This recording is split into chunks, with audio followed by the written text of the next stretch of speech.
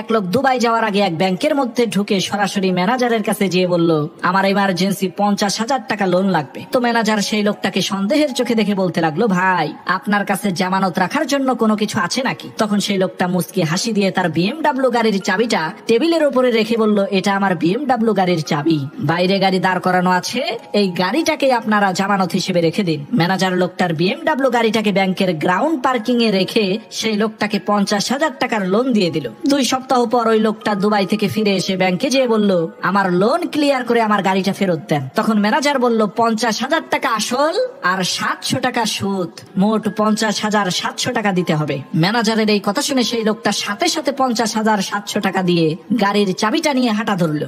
লোকটার এই কাণ্ড দেখে সেই ব্যাংকের ম্যানেজার বলল, ভাই আমরা খোঁজ খবর নিয়ে দেখেছি আপনি কোটি কোটি টাকার মালিক, কিন্তু হঠাৎ করে আপনার এই 50,000 টাকার প্রয়োজন হলো কেন, সেটা তো বুঝতে পারলাম না। তখন সেই লোকটা মুচকি হাসি দিয়ে ম্যানেজারকে উদ্দেশ্য করে বলতে লাগলো, ভাই আমার 2 সপ্তাহের জন্য ব্যবসায়িক কাজে দুবাই যাওয়ার প্রয়োজন ছিল, বাহিরের পার্কিং এ গাড়ি রাখতে গিয়েছিলাম, 2 সপ্তাহের জন্য 5,000 টাকা চায়। তখন চিন্তা করলাম ব্যাংকের চাইতে সস্তা আর সুরক্ষিত জায়গা তো কোথাও নাই, তাই 50,000 টাকার লোন নিয়ে 5,000 টাকার কাম 700 টাকায় সেরে ফেললাম।